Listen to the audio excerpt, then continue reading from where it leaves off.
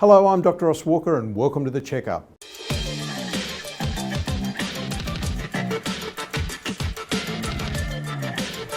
Hello, Dr. Ross Walker and welcome to The Checkup. I'd like to finish off my series on dementia by talking about some of the medical therapies that are being developed for this now and the promise for the future with these. Firstly, there's a drug that's been used for diabetes for many years called metformin. It's really the workhorse for diabetes.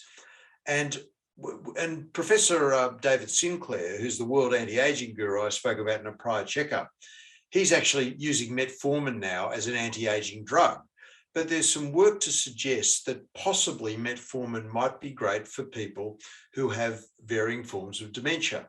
Now, many people are calling dementia, or Alzheimer's disease in particular, type 3 diabetes.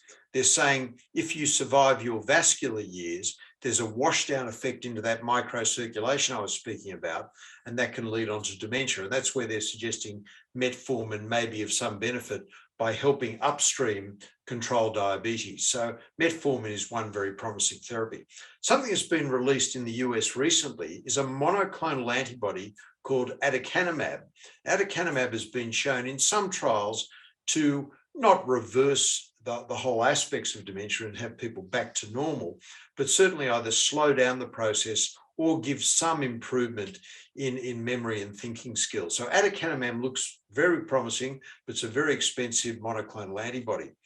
Next is all forms of anti-inflammatories, because we believe there's a link between inflammation and depression and dementia. There's also a link between inflammation and depression that I just mentioned, I stumbled over there. And so using some form of non-steroidal anti-inflammatory drug has been shown in some cases to be beneficial. So even the simple thing of taking 100 milligrams of aspirin every day is one thing, but also there's a lot of non-steroidal drugs. I think the safest of all the non-steroidals is a drug called Celebrex or celecoxib, which is good for the joints and joint pain as well. And maybe taking 1 or 2 or 3 celecoxibs per week, 200 milligrams, might be enough to work as an anti-inflammatory for dementia.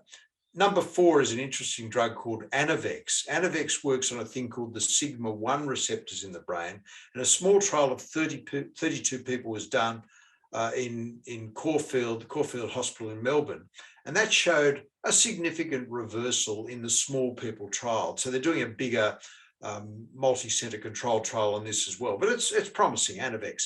Another interesting drug here is an old style antidepressant that's been used for years called citalopram or Cipramil, which is a very good antidepressant, but that's also been shown to reverse some of the amyloid plaques which occur in the brains of people with Alzheimer's disease. So there's a few therapies that are showing great promise in the treatment of Alzheimer's disease. And it's my opinion that as the next decade or so goes on, we'll have very effective therapies for this condition, along with all of the other lifestyle and nutraceutical treatments and the transcranial stimulation I've spoken about before. That's the checkup, and that's the end of our series on dementia. Thank you.